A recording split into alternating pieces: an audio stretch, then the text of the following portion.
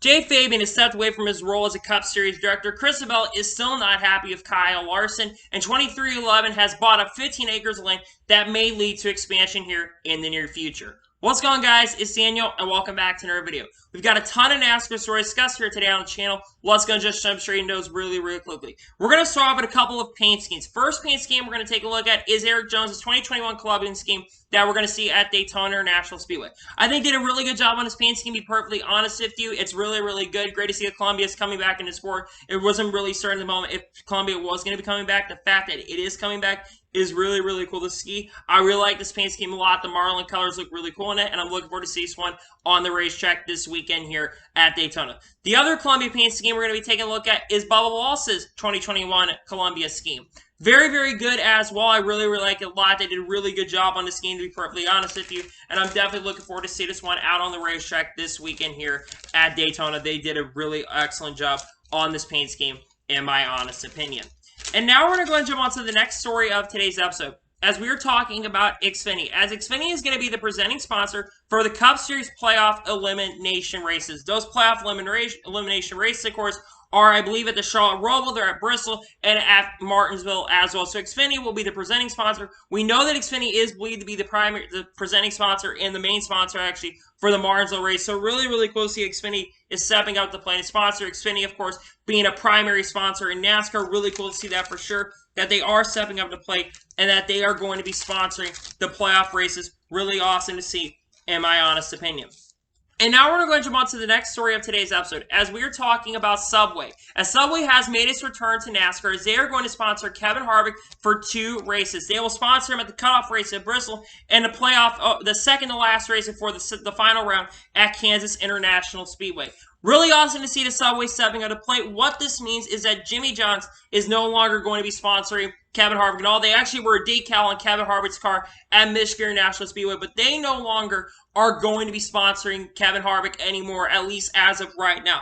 Subway, the last time they sponsored, I believe, was in 2017. They had an issue with Dunkin' Donuts and Daniel Suarez. I believe they kind of were running out to begin with, but they had an issue with Dunkin' Donuts being on Daniel Suarez's car. So the fact that Subway is making its return, we've actually been seeing some sponsors making their return to NASCAR. Subway coming back to NASCAR is really awesome. Really looking forward to that, and great. I hope the paint scheme looks really cool. I don't think the paint scheme has been revealed, so really cool to see that Subway is making its return to NASCAR. And now we're going to jump on to the next story of today's episode, as we are talking about Natalie Decker. As Natalie Decker is going to be racing a Trans Am race at Watkins Glen, driving for Tony Ave's organization. She'll be racing that in a couple weeks at Watkins Glen International Speedway. I'll be honest with you, I think she has a little bit of Trans Am experience, a little bit of road course experience. I'm not exactly sure how she's going to do. She is going to be in a really good organization, though. So I think that she'll have a good opportunity to run up front. I hope that she ends up doing really well. I'd like to see her run really well. I think she's going to be in the TA2 or the TA1 class. I'm not exactly sure which class she is going to be in, but I think it's really awesome to see that she is going to be competing in that. I'm really looking forward to see her compete in that for sure. And now we're going to jump on to the next story of today's episode, as we are talking about Robin Miller. For those of you who do not know, unfortunately, Robin Miller has passed away at the age of 71 years old. Robin Miller is a legendary motorsports journalist who covered all types of motorsports, from NASCAR, mainly IndyCar and Champ Car, but covered all motorsports out there, was on the wind tunnel with Davis Payne. And while he wasn't always right, he gave a very honest and sincere opinion and was a guy that was not afraid to speak his mind. He was inducted into the Motorsports Hall of Fame in 2021. It's really sad day for sure in all of motorsports to see this happen, because in my opinion, he was an awesome journalist, was still kicking ass to this day, was doing a really awesome job. And unfortunate to see Robin Miller pass away is really unfortunate. My prayers and condolences do go out to his family in a very hard time. The motorsports community has lost a lot of legends. From Murray Walker, we've lost, Bob Jenkins recently, and now losing Robin Miller. We're losing a lot of really awesome people, and I just wanted to talk about that because it was really unfortunate to hear this past weekend. And now we're going to jump on to the next story of today's episode, as we are talking about the starting lineups for the Cup Series and Xfinity Series races this weekend at Daytona International Speedway. AJ Allmendinger is going to be starting on the pole at Daytona International Speedway. I don't remember who's starting from. I think it's Austin Cindric. I think it's Noah Gragson who's starting on the front row for the race as well. My pick to win the race is going to be Justin Haley. Justin Haley has won 3 of the last 4 Super Speedway races that have happened. He's been up front. Well, he's won 3 of the last 5 Super Speedway races that happened. Last year, he swept all 3 and won this race last year. I think that he is going to get his 4th career Xfinity Series win and pick up the victory at Daytona International Speedway. And now let's go ahead and take a look at the Cup Series starting lineup for this weekend here at Daytona. Kyle Larson is going to be starting to pole. I believe that Chase Elliott is going to be starting, I think, up front in that race as well. My pick to win the Cup Series race is going to be William Byron. William Byron won the last time here at Daytona International Speedway, and I do think that the Hendrick cars are going to win. Yes, there is a chance that we could see an upset driver like Bubba Wallace go to victory, Matt Benedetto take the victory, but I think at the end of the day, I think that William Byron is going to pick up his 2nd win of the year and his 3rd career Cup Series victory at Daytona International Speedway.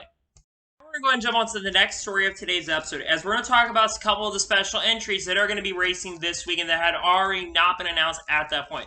Let's first talk about Blaine Perkins, as Blaine Perkins is going to be driving a 23 for Outer Motorsports this weekend at Daytona International Speedway. We've seen the Outer Motorsports cars at Super Speedways, especially run up front. Brett Moffitt, will last time here at Daytona, actually almost beat Austin Center, was one of his biggest threats to win the race. Blaine Perkins has not had a really good start to the year. He's had a couple issues throughout the year, but I do think that Blaine Perkins will have a shot of running up front and being somewhat competitive in the race. Good luck to Blaine Perkins this weekend. The next entry we're going to talk about is Jason White, as Jason White is going to be driving a 6.6 for NBA Motorsports in the NASCAR Xfinity Series race at Daytona International Speedway.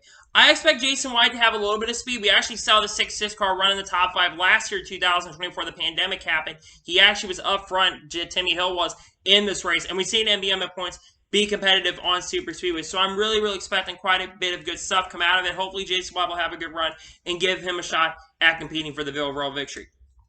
And finally, we're going to talk about Chase Briscoe, as Chase Briscoe is going to be driving the 99 for BJ McLeod Motorsports with Stewart Haas backing this weekend at Daytona International Speedway. He'll be doing this to get a little bit more experience, as he is attempting to qualify into NASCAR Cup Series Plus. He will need to win the Daytona Cup race to get in there, and he's been really good on Super Speedways in the Xfinity Series and with SHR backing.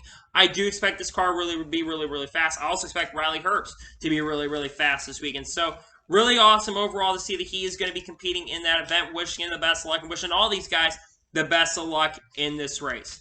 And now we're going to go ahead and jump on to the next story of today's episode, as we're talking about Rickbrenner. As Michigan Speedway President Rickbrenner has informed his staff that this couple days ago that he has stepped down from the position after 5 years.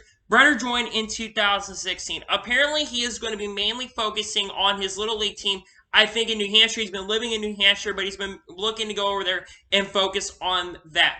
Rickbrenner I think, is a very, very solid president. A lot of people had a lot of respect for Rickbrenner. I think the track, yes, the racing hasn't been really great, but he took over when the track, unfortunately, kind of started going in the wrong direction. So I can't really blame Rickbrenner for that situation, because, again, the track not being as good is really not his fault, unfortunately. But he had a pretty solid tenure. Wishing him the best of luck in his time at Little League. I'm wondering who the replacement is going to be. They've not announced a replacement at this time, even a couple days later. So we'll have to wait and see what happens, who his replacement is going to be. But I'm wishing Rickbrenner the best of luck in his future endeavors and wishing him the best of luck going forward.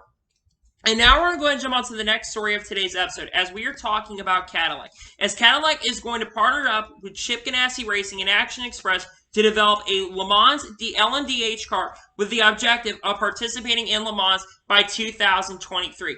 If you've not been paying attention to the sports car world, there is a new series called the LMDH that they are hoping to run not just at Daytona, but they're planning to run at Le Mans as well. There's some big teams from the sports car world over in Europe that race in the World Endurance Championship that are looking to come over and race at Daytona. And this LMDH class is hoping to bridge that gap right there. The fact that Cadillac wants to race and compete, the future of Cadillac is very, very solid. The future of LMDH, in my honest and sincere opinion, is really, really promising. So I'm really happy about this for sure, that they are developing a new Cadillac for the series, because, again, Cadillac has been really, really top tier in the sports car world. We've seen them win a ton of sports car races. I think they won the Rolex 24 earlier this year, if I'm not mistaken. Well, did they? I think it was with, was it Acura? I'm not exactly sure, but I think the Cadillac will have a very good chance of competing in all these races. Wishing them the best luck, and hopefully Cadillac will have a very good shot of competing in those events.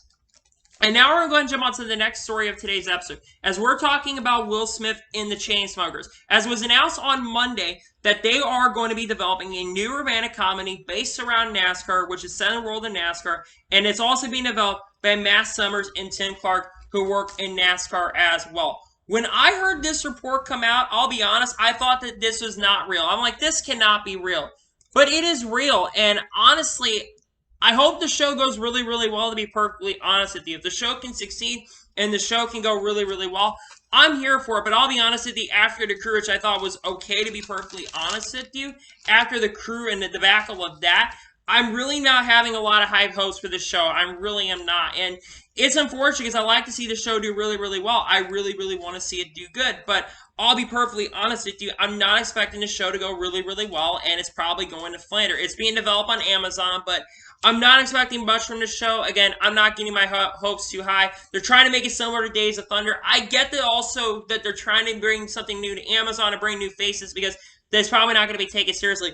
I want to see a Drive to Survive series. I know they're somewhat developing that for USA for the playoffs, but I want to see a Drive to Survive series similar to what F1 does on Netflix, because it can grow the sport. So hopefully that does happen really, really soon, and hopefully things will go, and hopefully the show does well, but I'm not very confident that the show is going to do well, to be perfectly honest with you.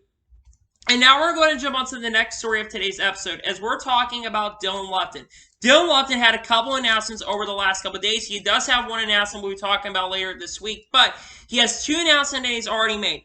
Dylan Lupton, first announcement, which came out on Wednesday, he announced that he'll be driving the 51 for Kyle Busch Motorsports at Darlington in the number 51 Safelite Auto Glass Toyota. The other announcement he made is that he'll be driving the number 26 car for Sam Hunt Racing at Las Vegas and Texas Motor Speedway. Let's first talk about his ride with Kyle Busch Motorsports. This is definitely the biggest opportunity that he's ever had. I think he has a very, very strong and a very good shot of overall competing for the victory. Yes, he's had a lot of drivers have not done really well in that car. We've seen Drew Dollar not do very, very well in those events. He hasn't done really, really that good in those events. We've seen Derek Griffith struggle in his debut. We've also seen some really, really strong runs from other drivers. We've seen guys like Corey Heim running it and almost compete for the win at Darlington. Was actually running up front at Watkins Glen as well. I think he finished in the top 10 in that event. We've also seen other guys like, of course, Kyle Busch getting a Mark Truex Jr. score victories. So I'm hoping he does really, really well. I hope he gets a good opportunity there.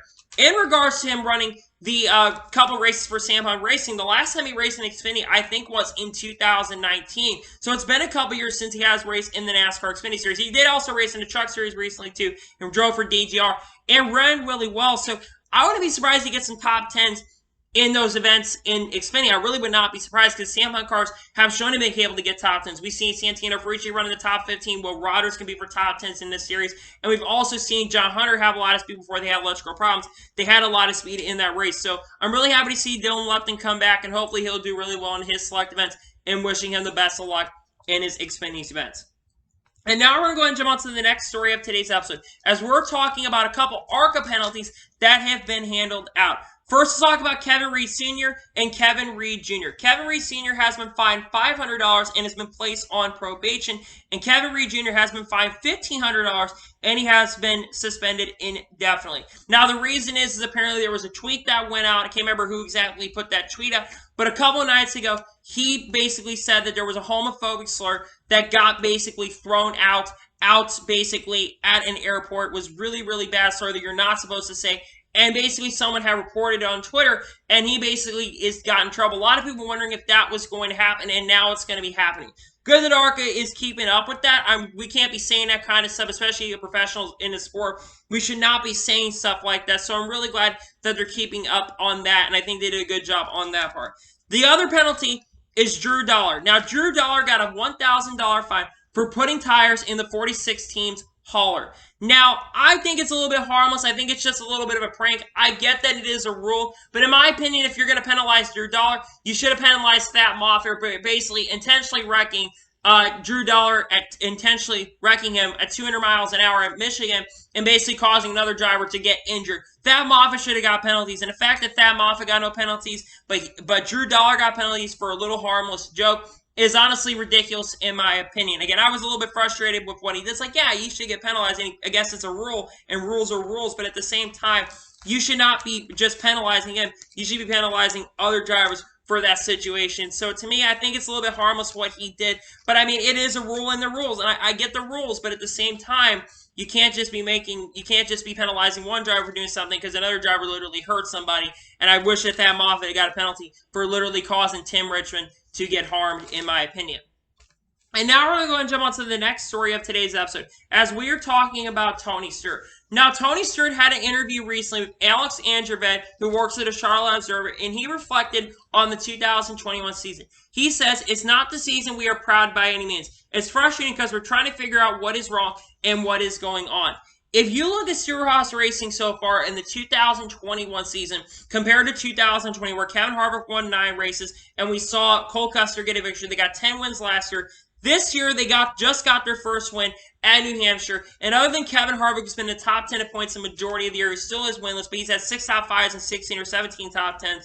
The rest of the team is outside of the top 20 points. Now, Eric Almirola is in the points with the win at New Hampshire. Now, apparently, I do think that one of the reasons why they're struggling is apparently they changed the rules in cause of the wheel wells, and they basically were getting an advantage of downforce stuff with the wheel wells, and they struggled on the 550 package races because of that this year, because the wheel wells have caused a lot less downforce in their cars. Now, I do think going into next year, I do think that Stewart-Haas Racing is going to be a little bit better going into next year, because I do think that they are going to have a little bit more speed next year. I just think right now one of the reasons that they've absolutely struggled this year is due to the fact that they've changed up the wheel well rules and all that stuff. So that's one of the reasons I think SHR has struggled throughout this year. I'm hoping that they become better. So I'd like to see this team run better. We've seen Chase Briscoe perform a little bit better this year.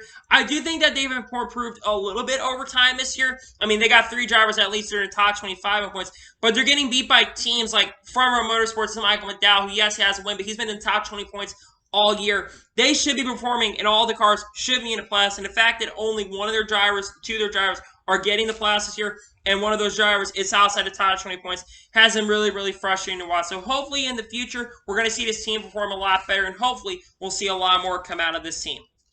And now we're going to jump on to the next story of today's episode, as we're going to talk about the TV ratings from this past weekend at Michigan National Speedway.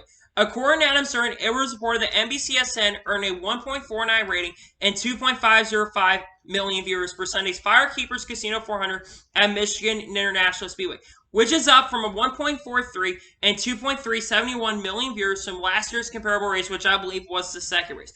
Also, this race was the highest rated sports event of the weekend in the United States. Now, keep in mind, we did beat the NFL, though, of course, it's preseason. No one really cares about the preseason. The fact that we still could beat the NFL, even though it was preseason, is really, really cool. This is a win-win, in my opinion, because Michigan tends to really not overall get the best rating. So the fact that we were able to get up on the rating situation is really, really cool. Hopefully NASCAR tends to head in the right direction. We do have tomorrow night the Coke Zero Sugar 400 at Daytona National Speed, which hopefully will bring in a lot of ratings. Hopefully weather does not affect that race. So really cool to see the ratings are up this weekend. We've been kind of trending down a little bit this year. Of course, Daytona 500 really, really affected by the fact that we have a legitimate win when it comes to the TV ratings, and the fact that we were the most watched sporting event this weekend in August, because a lot of people tend to don't watch sports in the middle of August. I think it's really, really awesome to see. Hopefully this means really bright things overall for the future going forward, and hopefully a lot more good things come out of sport when it comes to ratings in the near future. And now we're going to jump on to the next story of today's episode, as we're talking about Chicago's Speed League. It was reported by Adam Stern, and this was said that Joliet would like to enthusiastically express their interest in becoming the new home for the Chicago Bears by the way of repurposing the Chicagoland Speedway. Now, there have been talks for a while the Chicagoland Speedway is looking to repurpose the land, and they were looking to maybe have a half-mile track, but it looks like, and of course, they've been working on the lawns and stuff, making it green and stuff. Apparently, Chicagoland is basically wanting to repurpose that land. Now, apparently, there's been issues at Soldier Field and Chicago. They've been maybe wanting to get over there, maybe the Arlington, but unfortunately, things have been going wrong over there. The Chicago Bears finally want out of that stadium, and they want to move over to a new location. The thing is, I don't really know if this is going to work, because you have to remember Joliet is like 40 minutes, or like 20 or 30 minutes from the Chicago area. It's on the outskirts of Chicago. On top of that, I'm not exactly sure if people are going to want to go, especially with the issues with Chicago when it comes to attendance. Keep in mind, I do think that Chicagoland is a great area. It sucks we're not racing anymore in that area right now at this particular moment. But to me, I'm not exactly sure if this is going to go through. I think that this is wishful thinking, to be perfectly honest with you.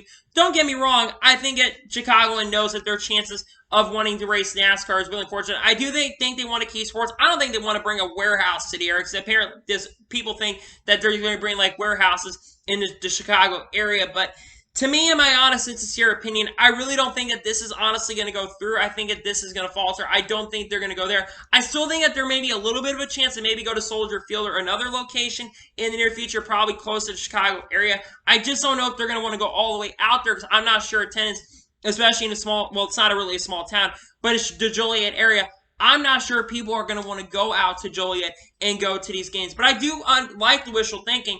I really, really do. So maybe we'll see something come out of this in the near future, but I'll be perfectly honest with you. I'm not really confident that we're going to see something come out of this in the near future, in just my honest and sincere opinion. And now we're going to go and jump on to the next story of today's episode, as we're talking about COVID sniffing dogs. It was reported by Pod Pockers a couple hours ago that NASCAR is going to be reintroducing COVID sniffing dogs. He says they will be used this weekend at Daytona. The dogs will sniff the crew member's hand. If the dog tests the virus, member will be tested, and if they are tested positive, they will basically, NASCAR make the decision in regards. If they're not tested positive, then NASCAR probably will force them to go into quarantine, regardless if they are tested positive or not. It's really good to do this. This is basically for crew members who are going to go into the garage, because they're basically been opening up the garages, and they had already introduced this at Atlanta Motor Speedway. They already announced that they were going to introduce this. And with the garage areas starting to be really opened up, NASCAR is trying to keep on top, especially with the COVID-19 virus basically starting to boom once again in the United States.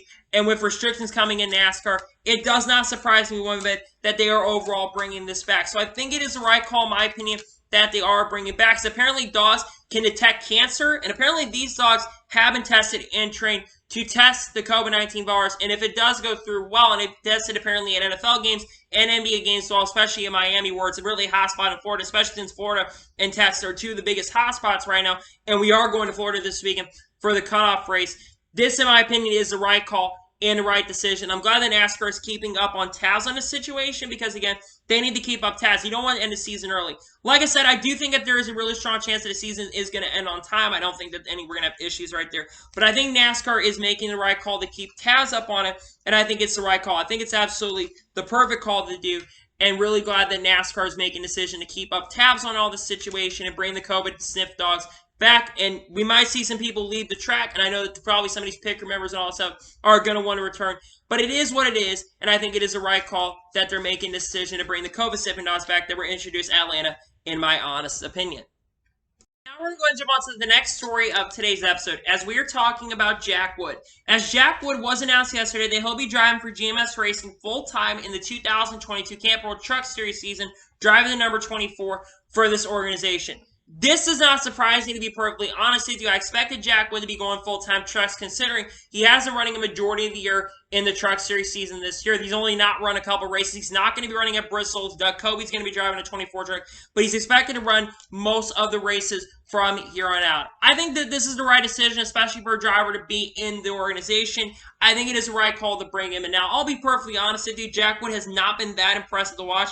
I do think that he's been a little bit better than Chase Purdy, even though I think Chase Purdy does have a little bit of a better average finish than Jack Wood. I've seen Jack Wood have a little glimpses of hope so far. He ran really well in Nashville, ran in top 10 a lot of that race, if I think, before having a crash late in that event. And actually got his first top 10 this weekend at Gateway International Speedway. And I do think a lot of the reason that they're keeping in this organization is, one, he does bring a little funding and a little bit of sponsorship. And I do think that Chevy really, really likes him. His stops in ARCA have not been really that impressive. I'm going to be perfectly honest with you. I don't think he has a win in that series, and he probably should be winning with GMS, especially with the equipment they have. And we've seen Sam Mayer win races with that team in the past. We've seen a lot of drivers win with that team. So see if Jack Wood's going full-time is really, really cool. So what are my expectations going for Jack Wood next year?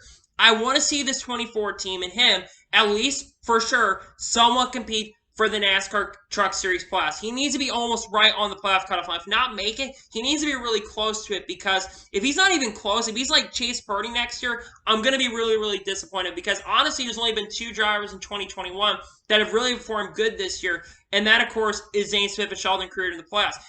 Tyler Ingram has at points performed pretty well. We've seen him run top 5 and top 10. He's underachieved, though, this year. He's kind of underachieved at that team. So I want to see Jack Wood be a little bit more competitive next year. I want to see him competing for a lot of top 10s, and I want to see him in the verge of making the playoffs next year.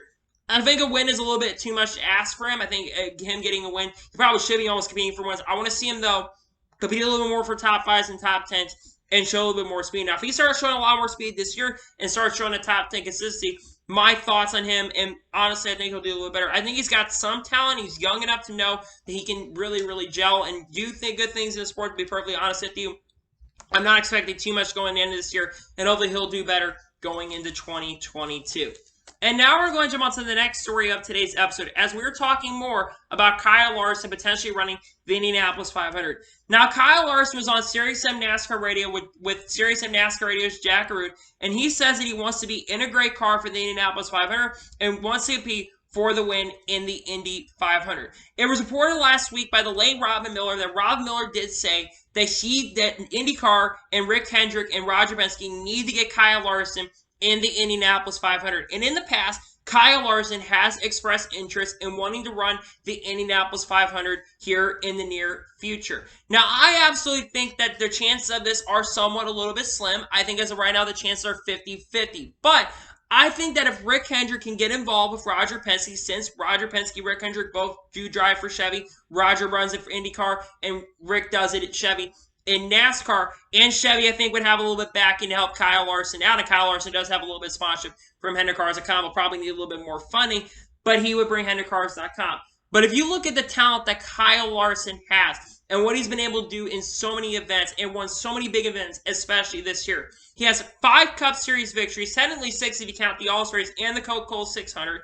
He has won the Chili Bowl this year. He's won the Kings Royal. He's won the Prairie Dirt Classic. And he's also won the Knoxville Nationals this year. He has won so many incredible events. So IndyCar needs to do their part in trying to get Kyle Larson in this event. I absolutely think that the chance, again, I don't think the chances are very, very high. I think that they're going to be really, really slim, that especially with the time gaps and all stuff. But I think that if there is a potential chance, especially since there's some rumors going around that Penske may only run 3 cars here, because there's talk that Simon Pageant may be jumping ship from Team Penske over to Meyershank Racing in 2022. There's been talk about that going on at the moment. And you would have a 4th Team Penske car that could come over, especially since Prada Autosport may want to dispatch over to maybe run their own organization, not have Team Penske backing for them, especially since Kuhn Hollinger is going to be coming into IndyCar next year. So I think if Kyle Larson wants to be competitive. Now, if he is running the Indy 500, I think that he'll absolutely run for Team Penske. One, they are a very, very competitive organization. They've always contended for victories. Now, he'll probably have a little bit tougher time qualifying because, let's be real, in IndyCar, especially Indy 500, we saw Will Power almost fail to make it. He has to qualify in an event, and there's a lot of really good drivers that are probably going to run the Indy 500. You have Roman Grosjean who's probably going to be running it. You're going to have Jimmy Johnson who's running the race probably next year. You're going to have Scott McLaughlin along with the veterans like Helio Castroneves, Simon Pagenaud, Joseph Newgarden. You're going to have all these really, really talented drivers in, but I think Kyle Larson is one of the drivers in NASCAR that I think if anyone can go out there and win right now in NASCAR and win the Indy 500, I absolutely think it's Kyle Larson. It's one of the last big crown jewels he needs to win. Of course, he still wants to win the Daytona 500, and he wants to win the NASCAR Cup Series Championship, but I think that there's only one other major thing you want to win, and that is the Indy 500. So I really hope Kyle Larson gets an opportunity. If it does happen, I think he'll be driving for Team Penske. But that is just my honest opinion on that. And now we're going to go ahead and jump on to the first of 3 major stories in today's episode, as we are talking about JFabian. It was reported on Wednesday afternoon that JFabian is temporarily stepping away from his role as the Cup Series director. North Carolina NC Online court records show that he has a September 27 court date on felony charges of animal cruelty. Several people will be used to fill duties in the NASCAR industry. Apparently, he had a warrant for dates of offense on July 24th. It was issued on August 20th, and he was arrested this past Monday. Warrants allege he neglected dogs. 1 dog died after being deprived, and another suffered dehydration and starvation. Now, keep in mind, in the judicial court system, there is a thing called innocent until proven guilty. But if this does come back to fruition, if this does end up coming true, and there's a really good chance that this could end up coming true in his court case on September 27th, I never want to see him in a sport, and he absolutely deserves to go to jail.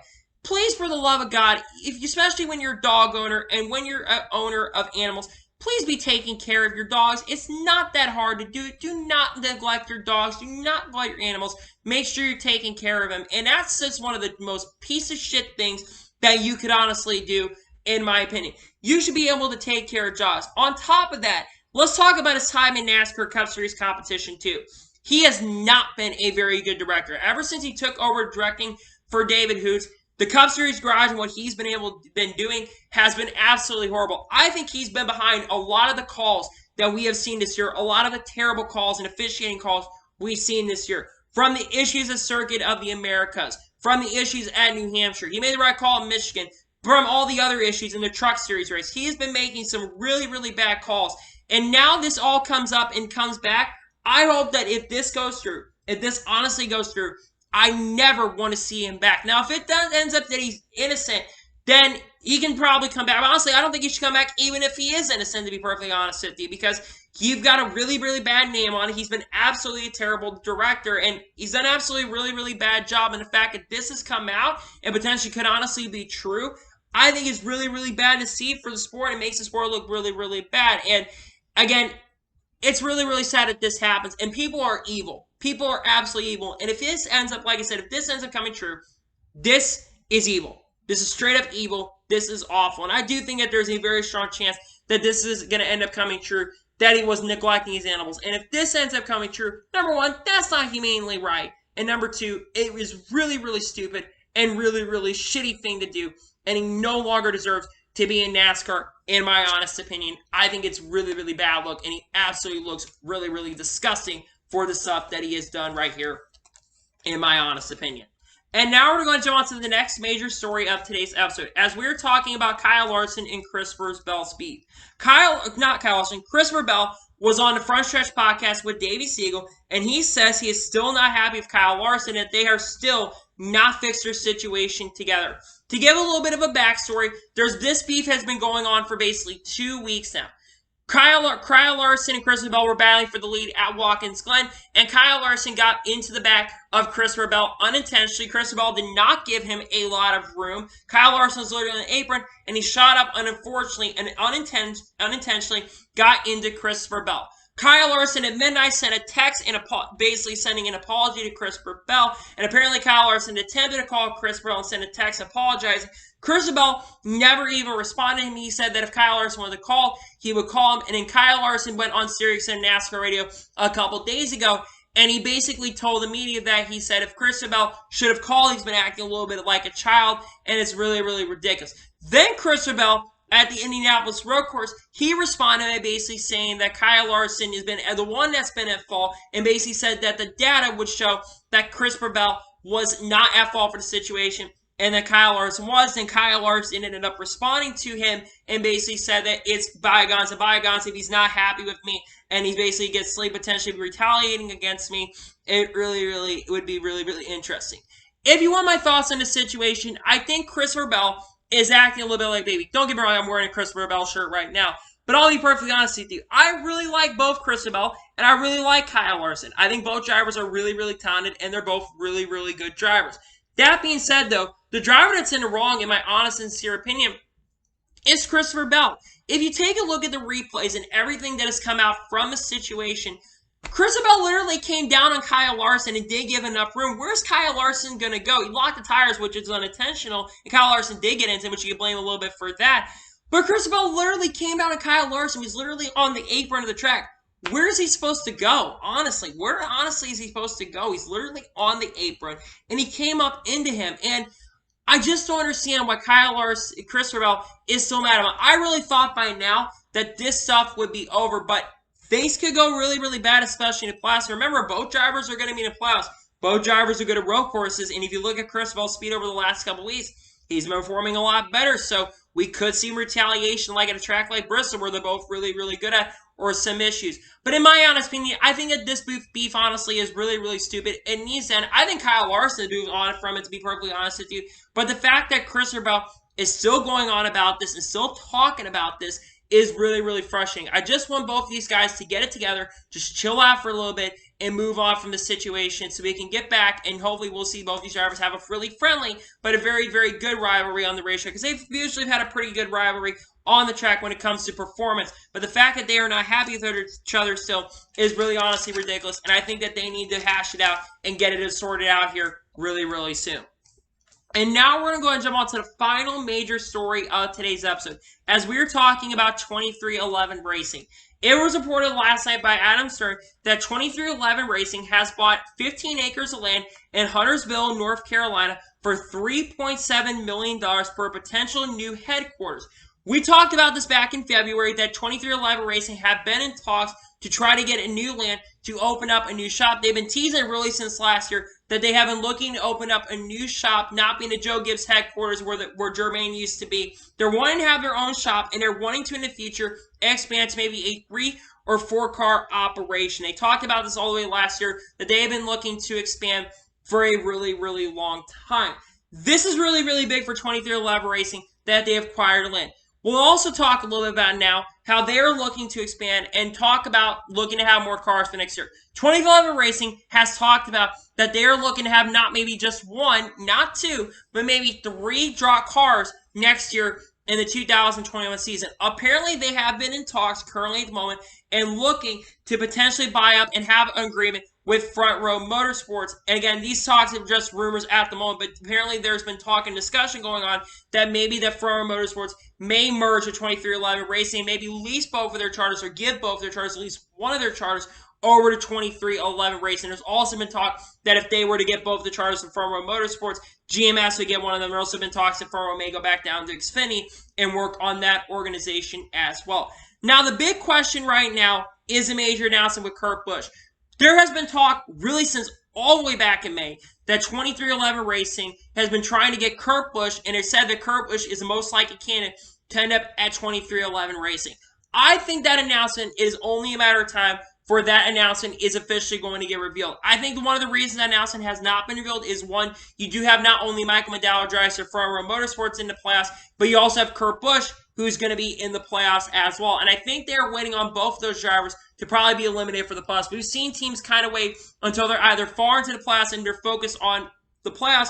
They're not going to want to make a major announcement like that. So I think that announcement will probably come out either in the first round or the second round of the playoffs. Probably will come out way earlier than it did last year. I would say probably in the coming couple weeks, we're going to see the announcement come out for 23XI Racing's potential expansion. I think that we're going to see this. But I think the future of this team is really, really bright. Yes, Bubba Wallace has not absolutely been incredible this year, but I think that Bubba Wallace at points this year has shown what he's been able to do on the track. He probably should have more top 5s and more top 10s this year. And yes, he's been a little bit disappointing, sitting 21st in the points. If he thought he'd be a little more competitive this year. But if it wasn't for a lot of bad luck that Bubba Wallace has had this year, I do think that this team would be a little bit more competitive. Now, a new acquisition occurred getting at Kurt Busch next year, which I think is going to happen. This is going to benefit the team in many, many ways. Number one, I think that Kurt Busch being a championship caliber driver, a driver that's won a Cup Series championship in 2004, and it doesn't matter what team he's gone to, he's always been really competitive, has won a race every year with Chip Ganassi Racing, almost won a race with Phoenix Racing in 2012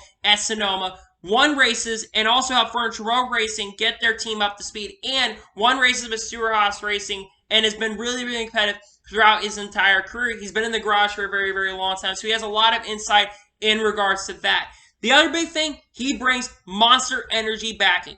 That fact that they're going to have Monster Energy back, the biggest thing is Kurt Busch has major Monster Energy backing, and they would need funding in that. Now, like I said, the charter is going to probably need it to be happening, but Kurt Busch would bring a lot of funding for the team and enough funding to keep going.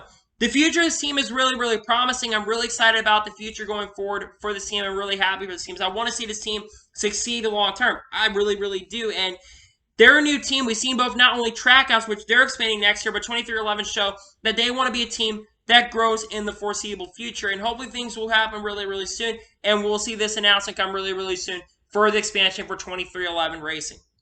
So, anyway, that's it for today's new NASCAR news video. I want to thank you guys for watching. Please subscribe to the channel, turn notifications so you're notified when a video does go live on my channel.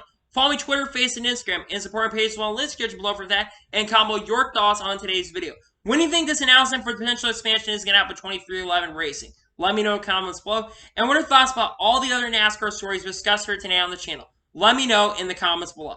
Anyway, like I said, I want to thank you guys for watching today's video, and I'll see you guys next time for some more great and awesome NASCAR content like this. Take care, everybody.